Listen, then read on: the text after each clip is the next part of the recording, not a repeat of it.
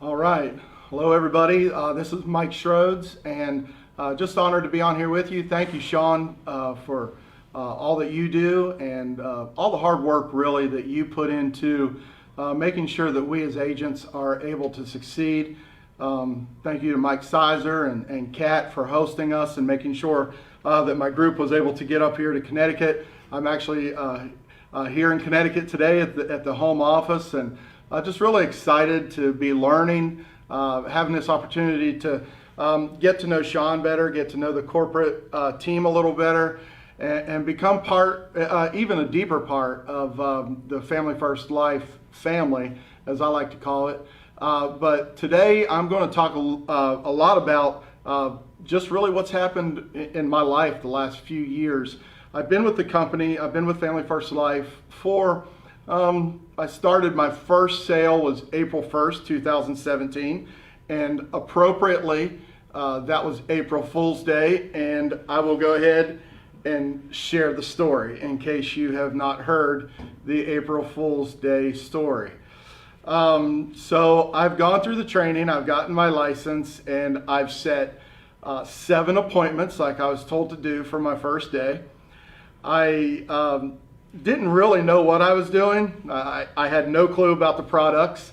I knew we offered Americo, Mutual. At that time, it was Americo, Mutual, Transamerica, and AIG, I believe. And so I get out and I go to my first appointment. And while I'm at my first appointment, the guy says that he would like to get the insurance. So I get out my yellow notepad and I ask him for his name, his full name. I write his name down. I get out my yellow notepad and I write his social security number down and his address and his beneficiaries. So I go to my next one and took a picture of his driver's license, all this and all that. And I go to my next appointment. I sell that one. That's my second appointment. I've sold my second policy. I'm getting pretty excited. I'm thinking, man, I've made $3,000-$4,000 my first day in the field, and so I go to my third one.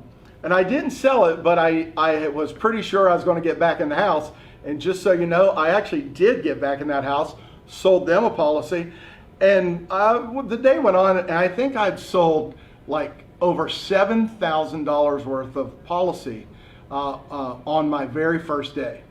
So I call Mike Killamette, who's my direct upline, and I'm like, hey, Mike, man, I've been talking, we're texting back and forth. Man, I've sold 4 policies. I've done this, I've done that. He's like, go big guy, you're doing awesome, you're doing great. So I go ahead and I'm like, okay, so what do I do with all the information I've gathered? And he said, well, you just turn those applications into Danielle. And it hit me.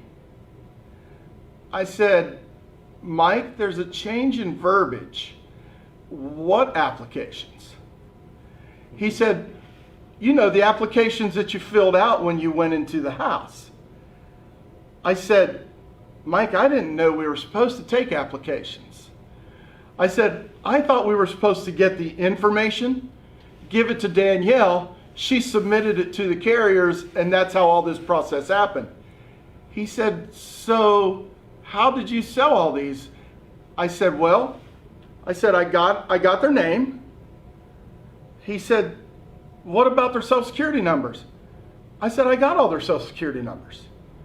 Okay, so what about the checks? I said, I got a check at every house, a voided check. So Mike's asking me more about what it takes. He said, so why don't you have the applications? I said, well, what I did, Mike, I wrote the name down. I wrote their social security number, and Mike's kind of getting like puzzled. He's like, are you telling me you went into these people's houses, you didn't take applications, you wrote their name down, they gave you their social security number? I said, yeah, and their beneficiary, and I said, all their health questions were fine. He said, how'd you know what health questions to ask? I said, well, when I listened to the training on the health questions, they went over it, so I learned them all. So I went and I asked them all the questions. So I went over all the questions, I knew everything that was going on, I knew their beneficiary, I had their social, all the important things that we needed. He said, but Mike, you don't have a signed application. I said, oh, yes, I do. He said, what'd you get them to sign? I said, on my yellow legal pad, I put an X, I wrote a line and I asked them to sign the form. And believe it or not, every single one of my clients signed that yellow piece of paper. And me being a complete stranger, I didn't even have a business card. And Mike said, so these people gave you all that information? I said, yes, and I took a picture of every one of their driver's licenses. He said, you did all that, all these people gave you your information. He said, dang, you're going to be good. But it was a real learning process for me, because I had to go back and fix all of those mistakes. So it meant that I kind of had to own up to what I did that was wrong. Every one of those people let me back in their home. And as a matter of fact, the very first one I submitted, we have already done a death claim on him. So it's pretty cool to kind of see, to be sitting here today, maybe talking to someone who's brand new. You're a little nervous, you're scared, you're confused, you're not sure what's up.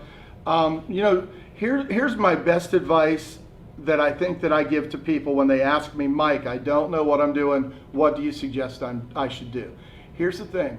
As long as you have someone that is showing you the process and pointing you in the right direction, just do what they tell you to do. Even if you don't know or understand the process, trust the person who's telling you to trust the Family First Life process. Because I understand some of you may have come from other companies. I did not. I pastored a church for 25 years. I worked for the federal government. I worked under 3 presidents. I ran my own business and did a lot of this all at the same time. My work ethic was there. I didn't know the process. Probably the biggest mistake I made at the beginning of being with Family First Life was because I had done so much on my own, because I had done so much leadership, so much even different venues that I'd worked on where I actually wrote the material or did something like that. I had always had to invent the wheel.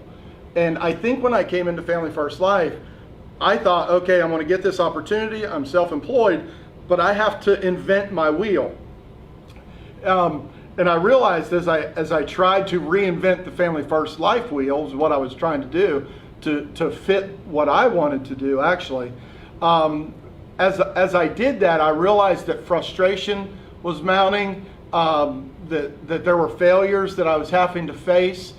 And so here's how I had to fix it. I knew there was opportunity in this business. In 1 month I had wrote my first week $7,000 worth of business, and 2 months later I had $8,000 worth of chargebacks. And I was like everybody else when I come to the business. No matter how hard I had worked, my biggest frustration in life was I wasn't getting ahead. So in working and trying to get ahead, I wanted to make sure that this worked because I saw the opportunity. So I did something I was not accustomed to doing. After about a month in the business, 2 months in, I started reaching out to people, and that was very difficult because I had always been quote unquote the leader. I was always quote unquote in charge. So for me to reach out to someone almost felt like a sign of weakness, but it really became a point where I had to reach out, or I was not going to make it in this business because I was going to sell, get chargebacks, sell, get chargebacks, sell, get chargebacks. And Mr. Sizer probably doesn't know or remember, he was the very first person that I reached out to. I called up here, I was like, okay, man, I said, I'm 2 months in, I've done real well. I'm doing okay. I said, but I'm getting this chargeback thing. And the other thing, not only didn't know there were applications, I didn't know there were chargebacks. So one day I wake up and there's like $4,000 gone. I'm in the hole, $4,000. I'm like, hey, what's this? And I go into panic mode. Well, the next day there's more. And what had happened, we had entered vacation season. So people needed to go on vacation. They didn't have $100 to go. So what's the normal thing every good person should do? Cancel your life insurance so you have an extra $100 to go on vacation, right? And that's what I realized people were doing. But at the same time, I mean, there were people that did not fit that mold. But I called up here to the home office and I said, man, I'm getting frustrated because I'm getting all these chargebacks. What am I doing wrong? And the first thing Mike Sizer said to me, he said, how long are you staying in the house? And I said, well, hour and a half was, if I was actually writing a policy, an hour and a half was a quick trip. I had actually, I had actually been in some homes just shooting the bull 3-4 hours. It was kind of, honestly, it was just kind of the persona. It was who I was as a Christian leader, as a spiritual leader. You know, you go in, you sit with families, good times and bad times. So I'm kind of using that, and I'm going in. Of course, you know, a lot of people in the South, everyone goes to church. We're talking business, we're talking this. Well, what Mike also taught me was that, Mike, you're becoming too friendly with them. And it's easy for a friend to cancel a policy. So that was really my first learning process, and that was the first time I reached out. And then, of course, I talked to Mike Killiman, and I'm gonna tell you, y'all, I know a lot of people think I do well, but I think I was just dumb. You know? I went into a guy's house, and the guy really liked me, and I didn't understand why he charged back, and I was getting frustrated. Well, he was retired. I wrote him an $800 a month policy. I wrote it. And he agreed to pay it till the first payment hit. And what I realized was I was really overselling people. I was writing premiums that were just too high. You know, when you're broke and you want to make some money, you'll do about anything to get that money. And the more the merrier. But I remember he had an $800 a month policy, and the first time it hit, man, he canceled that quick, called me freaking out. What's this all about? I don't remember signing up for this. His wife's payment was $333 a month. So there was $1,200 a month policy. I wrote him, and to be honest with you, I just did it because I didn't know product. I wasn't calling my manager from the home. Mike would have never told me to write them an $800 a month policy. But I was just out there, I was moving. And I want to tell you, when things began to change was when I let people like Mike Sizer. I called Sean, even when I first started hiring, and I asked him some advice on hiring, which was great. And I'm not going to get into that right now, but I called Mike, and he said, Mike, you're really good at what you do. He said, but your premiums are too high, and that's why people are charging, because they just can't afford the insurance.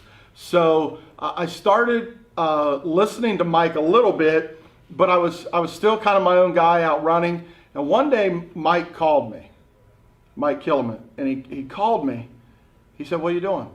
I said, man, and you know, when you don't want someone to really know what you're doing, you get that heavy breath. Oh man, I'm out here working like a dog. And I was driving down the road, really. And I said, well, and I was working, but I was driving at that time. He said, what are you doing, Mike? And I said, well, I'm driving. He said, you listening to the training? I said, oh, no. And I gave every excuse in the world why I wasn't on that training. He said, Mike, if you'd have been on that training, you would have been able to hear some things that would have helped you with the chargebacks that you're having. So with that, you know, and you know, I could have got an attitude, but I chose to say, you know what, you know, Mike, you're right. And I got the mindset. There are people, because I was watching the numbers of Matt Smith and watching Amy and just guys that were doing well, James Weir. And I was watching their numbers, and I was like, and I did listen to some trainings, but I was like, I can do this. And right there, I realized I just have to listen. I've got to do what they're telling me to do. And I'm just 2 or 3 months in. I know we're taking a while to get through this. And I'm 2 or 3 months in. and I get this, I get this idea. I'm just going to do whatever they tell me to do and see if it works. So here's what I have to say. If you will get on the trainings and you will listen, and you'll not just listen, and don't debate it, don't argue it, don't what if it, just listen to what successful people are saying and do it. You can be a leader, but be a follower at this time, especially those of you that are new. Now, when I started, you heard my very first day. I did $7,000 that I had to go back and rewrite. I got super frustrated because I'm like many of you. I was broke. It took me 2 weeks to get paid off the business that I thought I was going to get paid for in 2 days. So here's kind of where I'm going. I issue paid from April 1st of 2017 to the end of 2017, my issue pay was $146,000. Okay? Now, that was nice. That's nice, especially where I'm from, small town Alabama. Very few people see that kind of money. So what I did was the next year, I set a goal of doing $300,000. And so 2018 comes around, and I did issue paid $327,000. I guess what was really cool was at conference, at national conference, I didn't know where I ranked in the company or anything like that. Excuse me. And my wife went with me, and she didn't know where I ranked. And she's like, man, they're going to go through 150 of the top salespeople. And they never called my name for the longest time. And I think she's wondering, like, dang, Mike, you really haven't done that well. So then when they get up into the top 20, and they announced me as like number 20, my wife was like just totally blown away. So I left there. When I left convention last year, or 2000, yeah, I guess it was this year in Vegas, 2019. When I left there, I said one of the things I really want to make sure I'm doing is getting focused on building my team now. But here's the thing. I also wanted to write $500,000 myself, and I'm a long way from it, admittedly so. But here's how do you get from 146 to 327 to building a team? And thank God, and very thankful to Mike and Mike Killamette, Mike Sizer, Sean Cat, Danielle, the girls at the office, Rachel. I'm so thankful to them. I'm thankful for the people I've hired as well. Guys like Daryl, guys like Daniel, Jonah, Seth, the ladies that I was able to hire like Christina and Pamela, Randy Ann. All the people that are now part of the team is really helping my goals and my dreams come together. And I'm thankful for the people above me, and I'm thankful for the people that I'm trying to pull up with me. But going from that 146 to 327, and if you notice, that's almost double from my first year to my second year. And I attribute every bit of that, to because I was willing to learn from other people. We learn from their mistakes. Mike Killamette tells us all the time, hey, there are landmines that I've already stepped on, so you don't have to step on them, is why I'm telling you to get on the training so that you can learn from people. So I'm trying to do 500,000. I'm hoping to get there. I'm going to have a excellent 6 months here at the end of the year to do it. But here's how you have to do it. It's real simple. Matt Smith said it the first time I ever heard it. The best way to achieve your goals in this business is one word. You got to work. This is not an entitlement. This is not a given. We're all self-employed. So therefore, we're all responsible for ourselves. No one is going to write me a check. The only one writing me a check is me. And I think it is vitally important that you understand that. This is big boy money. This is big girl money. The biggest producer in our company is a wonderful lady, Amy.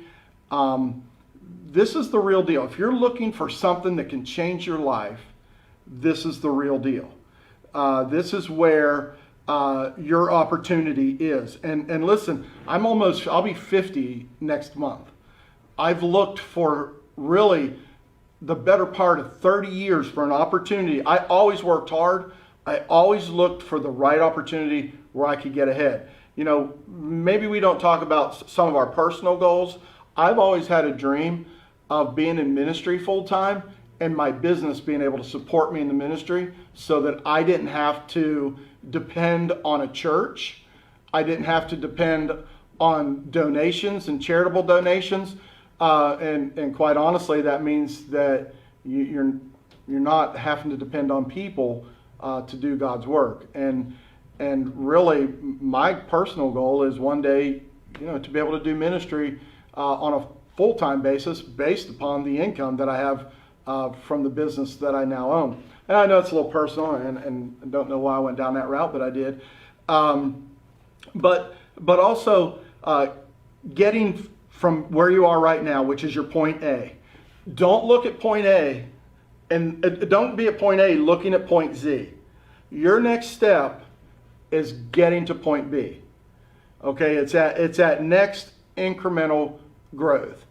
So when I'm talking to people and I'm training, I do try to keep it simple. So let me just go over a couple things real quick that after I had talked with Mike and I had been on the team with Mike Killamit for some time. I went and every October I go and I spend a day in October with Mike, just kind of I want him to go over me. I want him to tell me where I need to improve. I tell him what my goals are and my vision and my hopes for the business. And he kind of helps me go over all that. But here's the thing, and we hear this all the time. I have no secret sauce. I have made a lot of mistakes. I continue to make them, but I'm still growing. I'm a work in progress. And but here's some things. I believe in principles. I believe there are 5 or 6 things that you can do that will get you to that next level. And man, yesterday my topic was staying focused. At the sales conference, I talked on staying focused. Mike came out with that schedule about a week ago, and I had the worst week of trying to stay focused ever, and that was my topic. So here's the thing. You need to get laser focused on these couple of areas. Give it, you know, everyone says 9 months or 90 days, 6 months. Here's what I want to say. For the next year, don't take any vacations. Don't go out and buy brand new cars. When you start making money, don't take time off. I'm not saying don't go enjoy your family. Get laser focused. For the next year, just hone in on this business and your life is going to change. So here's how I recommend you do that. Because I know there are people that are just saying, okay, what do I need to do?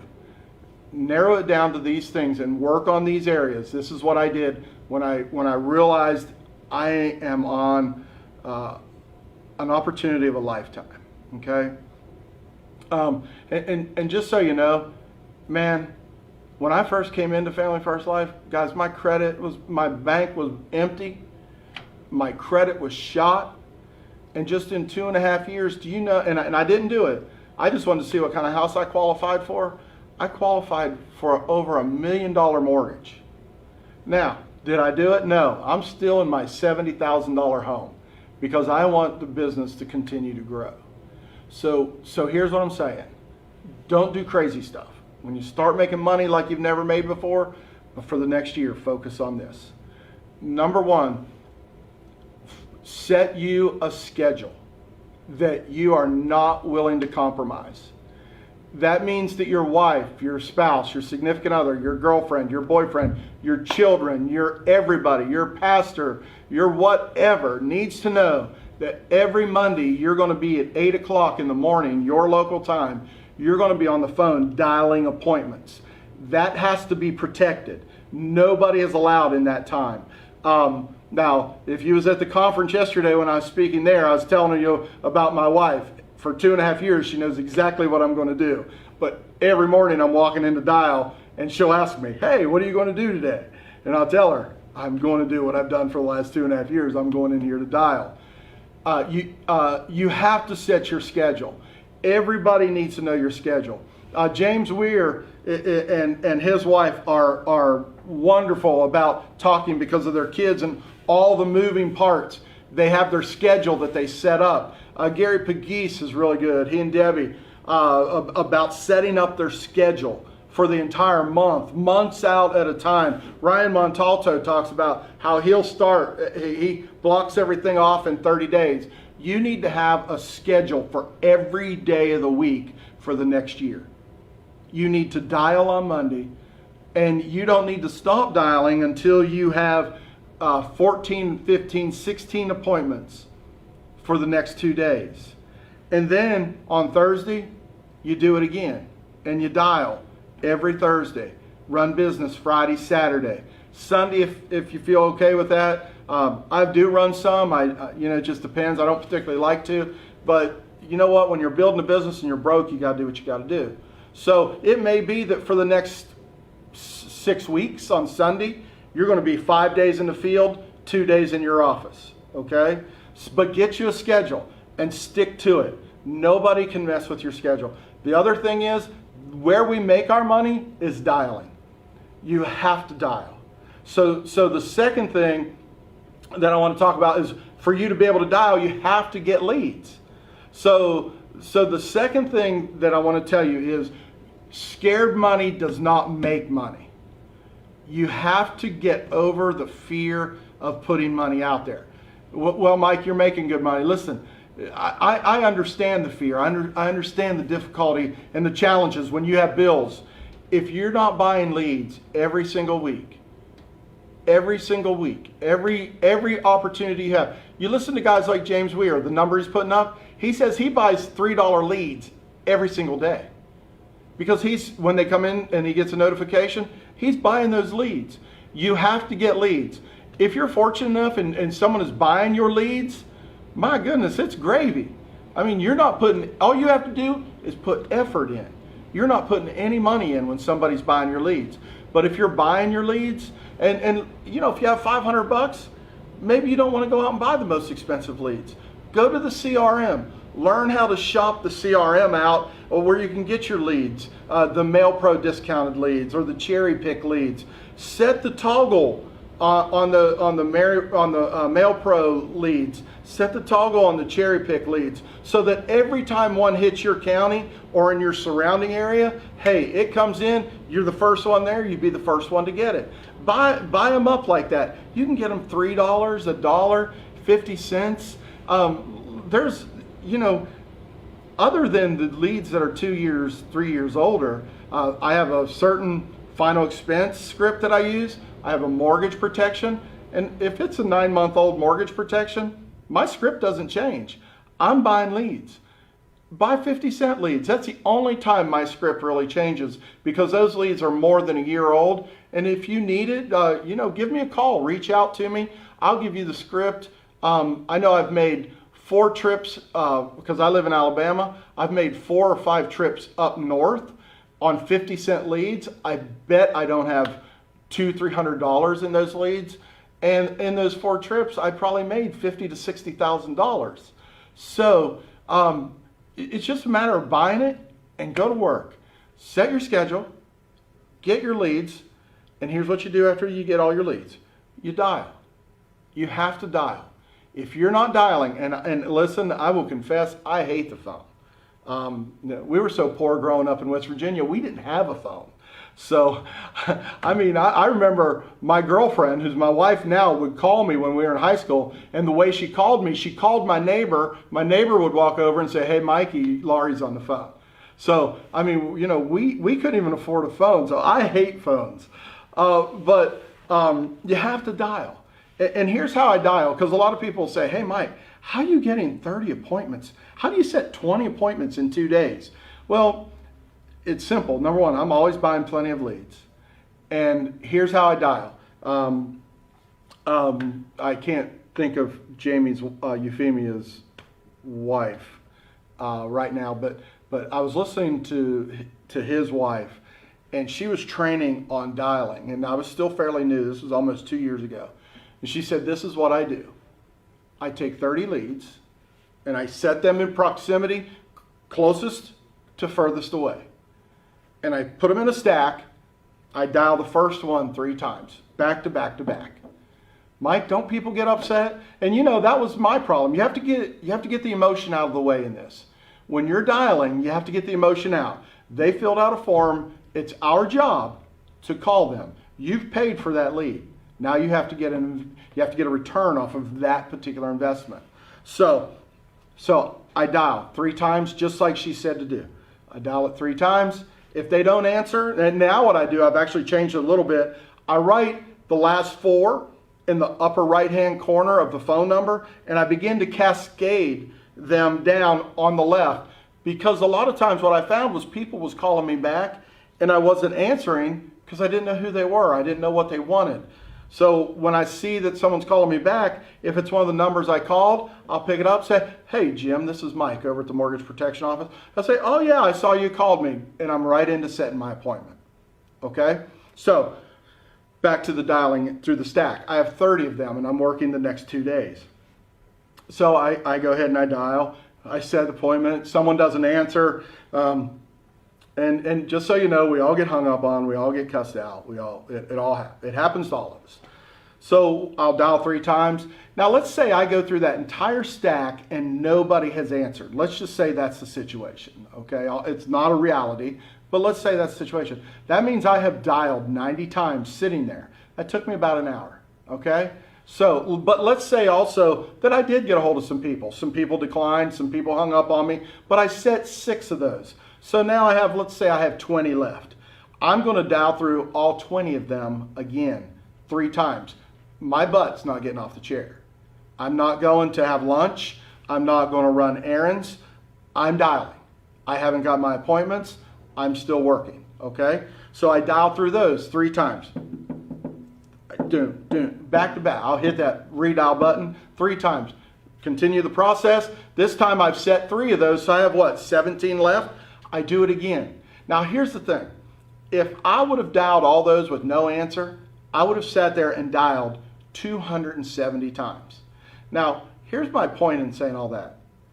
If you've made 270 dials, I don't care if they are quarter leads that are 5 years old, you should be able to set 10 appointments off of 30 leads if you dialed 270 numbers. Because honestly, a lot of people put 2 or 3 numbers down. So let's say, half of them had 2 numbers. Goodness gracious, that's 405 dials that you would have made. If you're dialing that much and you're not getting results, then we need to work on your phone script. We need to work with you on the phone. But you have to be committed in protecting that dial time, is what I'm saying. So, set your schedule. Get your leads. You have to invest in leads. If you don't have any leads, you're not going to make any money. If you don't dial, you're not going to make any money. The other thing is you have to get good in the home. Once you've done the 3 things I've just said before, get good in the home. Work on your presentation. Go over that client work. You should never go into a home without your client worksheet. So take your client worksheet, go in, fill it out, get the name, get the amount of income, get to know their income, get their mortgage information if you're there on a mortgage protection call. Go ahead, get their health issues out of the way. This is something Kilmet loves when I do this, so I'll go ahead and do it for you. When I'm sitting in a home with somebody, because I want to know quickly if they don't qualify for a term. Someone, I think Amy said best yesterday at conference, hey, when we get there, you can't assume that a 32-year-old is perfectly healthy. 32-year-olds get cancer. 32-year-olds have diabetes. 32-year-olds are too big. Their build doesn't qualify them for term. So this is what I do, because I do work a lot of final expense, and I work a lot of mortgage protection as well. So here's when I get to the health questions, it just kind of helps me keep a flow, and it really makes people laugh when you do it. I've had one get mad, but that's okay. I actually touch the parts of my body that I need to know about from them. When I'm sitting in their home, I'll grab my head and I'll look at them and I'll say, "Meze loco na la cabeza, señor, mucho loco, un poquito loco." And they look at me like, "What in the world are you saying?" And I'm like, I need to know, are you taking any meds for depression or anything like that? And here's the thing. This works out every time. I say, "Meze loco na la cabeza," and I'm not fluent in Spanish or anything, but I say it, and it never fails. The person who's taking antidepressants, the person who's bipolar, they say, "Oh yeah, I'm loco." They know. So therefore, it's already out. I don't have to go any further. I know that if they're being treated for being bipolar, we're not going to get them a term that day. So I already know what direction we need to be going in. So, and also with older couples, I'm looking at their arms and things like that. I'm looking for, all the blood on the surface of their skin and things like that. I'm looking for where maybe they have ports for dialysis and stuff like that. So what I'll do, especially with the older, I'll grab my head and say, "No strokes," right? You haven't had any strokes in the last couple of years. Everything's okay. You taking any blood thinners? And then I just kind of go right down my body and I put my hand over my heart. Any heart attacks, any heart problems, any stents, any open heart surgery. And then, of course, your lungs are right there. Any COPD. And hey, by the way, do you smoke? And what we're doing, I'm gathering the information so that I know where to go with them. So, and then I kind of put my hands on my back. I go, any kidney, liver problems, any cancers, male, female cancers, anything like that I need to know about? No. And this is really funny because, especially when you're sitting with an 80-year-old man who's walking on a cane, I grab my legs and I say, "Now your legs don't hurt from running from the po-po, do they?" And they'll just stare at me like, "No, why would I be running from the police?" And in Alabama, there's the police. So why would I be running from the police? I can't hardly walk. And they'll laugh. But what that does, that gives me an opportunity to say, hey, no felonies in your background, right? No DUIs, your record, your DMV is going to come back good. So that's just something I do. People like it. It's kind of an interactive thing. And then here's what you need to do once you're at that point and you've asked them, do you have anything that acts like life insurance? Do you have life insurance in place? Yes or no? Before you go any further, I would rather you not discuss product or price until you've called your manager or you've called the agent hotline or you've gotten a hold of somebody that can help you, especially if you're new. Now, obviously, once you get doing this for a little while, you're not going to have to make that phone call. But make that phone call. There's no sense in you writing a term on a 22-year-old that's type 1 diabetic. So when you call us, we're going to ask you those questions so that we can then tell you what direction to go. So my suggestion is don't go in telling them, hey, we're going to cover your whole mortgage today. Because honestly, we may not be able to cover their whole mortgage. That's going to be based upon what they qualify for. So here's what you're going to tell them. You're going to say, I'm going to ask you some questions. I'm going to give my manager a call, and we're going to see exactly what you qualify for. Does that make sense? Now, there's a lot of other stuff, but I'm trying to give you some general things that can help you in the process of becoming successful to go from your job where you made $40,000 to making $100,000 maybe this year and $250,000 next year. So we've talked about this. Your schedule, your leads. You have to have leads. You've got to get good on the phone. You have to get good in the home. And here's another thing. You personally have to commit to training. You're self-employed. This is your job. This is your gig. This is your responsibility.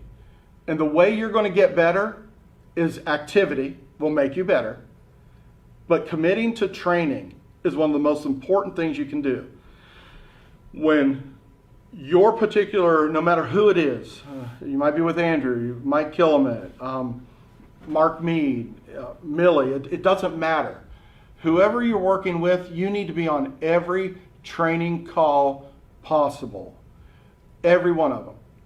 You have to be a sponge and just soak it up and trust the people that are training you.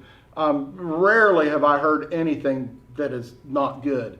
Matter of fact, I can't think of anything that I've heard training that was not good. Family First Life is committed to training us.